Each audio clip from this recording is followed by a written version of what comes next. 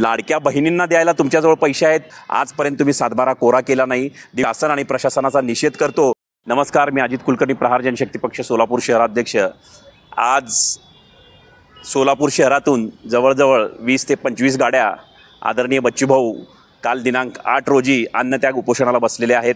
त्यांना पाठिंबा देण्यासाठी सोलापुरातून आम्ही आज सर्व प्रहारची टीम, प्रहार जनशक्ती पक्षाची टीम निघत आहे आणि आम्ही गाडीवर काही फ्लेक्स लावलेले आहेत की शासन आणि प्रशासनाला शेतकऱ्यांच्या मागण्या असतील, दिव्यांगांना 6000 रुपये पेन्शन असेल, यांना जागा करण्यासाठी वेगवेगळ्या फ्लेक्सच्या माध्यमातून आम्ही गाडीवर फ्लेक्स लावलेले आहेत आणि ते शासन प्रशासनाला दाखवण्यासाठी, जेणेकरून बच्चूभाऊ अन्नत्याग आंदोलनाला बसलेले आहेत। शांततेच्या मार्गाने हे आंदोलन सुरू आहे।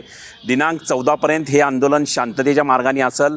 त्याच्यानंतर भाऊंनी जर इशारा दिला तर आदरणीय भाऊंचा इशारा आमच्या सराखोपर, मग कुठं काय होईल आणि कुठं काही होणार नाही या सर्व गोष्टीसाठी प्रशासन आणि देवेंद्र फडणवीस सरकार असेल किंवा अजितदादा असतील किंवा शिंदेसाहेब असतील, हे या सर्व गोष्टीसाठी जबाबदार असतील।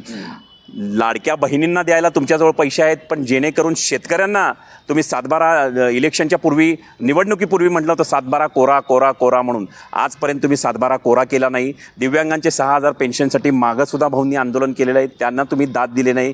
या सर्व गोष्टीसाठी मी शासन आणि प्रशासनाचा निषेध करतो आणि आज जवळजवळ 25 गाड्या सोलापूर शहरातून आदरणीय भाऊंना पाठिंबा देण्यासाठी आम्ही आता थोड्याच वेळात निघणार आहोत। जय हिंद, जय महाराष्ट्र, जय प्रहार।